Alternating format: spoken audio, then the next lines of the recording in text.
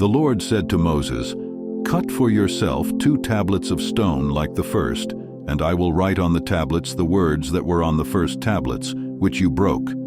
Be ready by the morning, and come up in the morning to Mount Sinai, and present yourself there to me on the top of the mountain. No one shall come up with you, and let no one be seen throughout all the mountain. Let no flocks or herds graze opposite that mountain."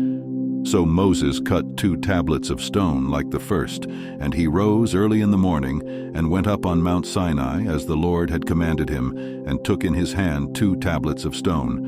The Lord descended in the cloud and stood with him there, and proclaimed the name of the Lord.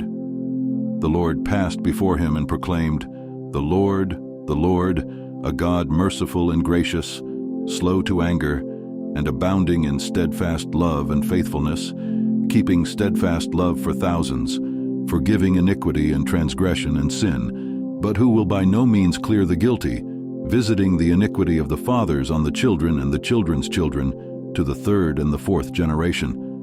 And Moses quickly bowed his head toward the earth and worshipped. And he said, "If now I have found favor in your sight, O Lord, please let the Lord go in the midst of us, for it is a stiff-necked people, and pardon our iniquity and our sin, and take us for your inheritance."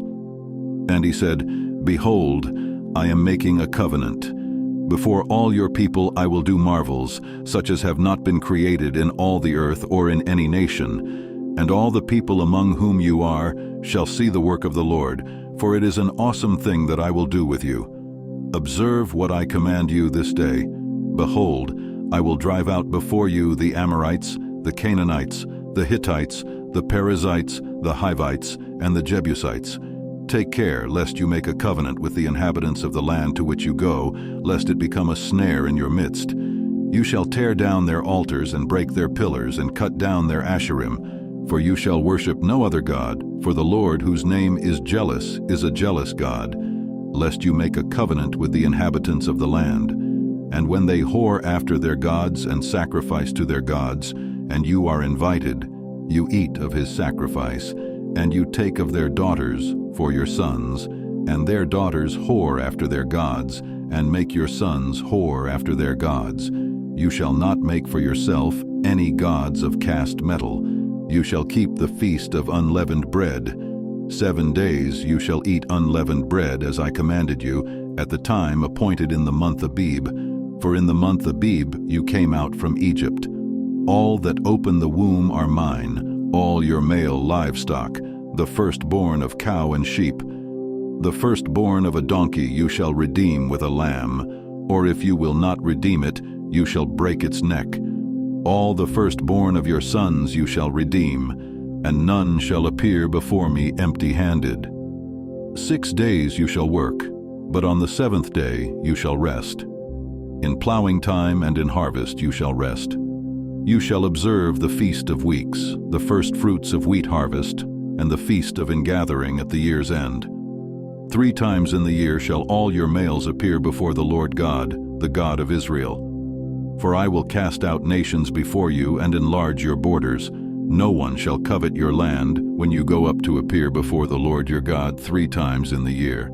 You shall not offer the blood of my sacrifice with anything leavened, or let the sacrifice of the feast of the Passover remain until the morning. The best of the firstfruits of your ground you shall bring to the house of the Lord your God.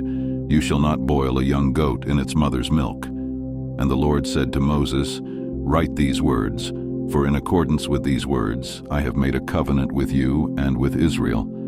So he was there with the Lord 40 days and 40 nights. He neither ate bread nor drank water.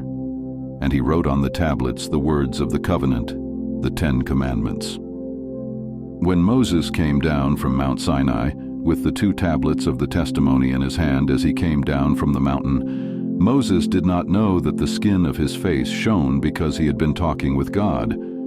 Aaron and all the people of Israel saw Moses, and behold, the skin of his face shone, and they were afraid to come near him. But Moses called to them, and Aaron and all the leaders of the congregation returned to him, and Moses talked with them. Afterward all the people of Israel came near, and he commanded them all that the Lord had spoken with him in Mount Sinai. And when Moses had finished speaking with them, he put a veil over his face. Whenever Moses went in before the Lord to speak with him, he would remove the veil until he came out. And when he came out and told the people of Israel what he was commanded, the people of Israel would see the face of Moses, that the skin of Moses' face was shining. And Moses would put the veil over his face again until he went in to speak with him.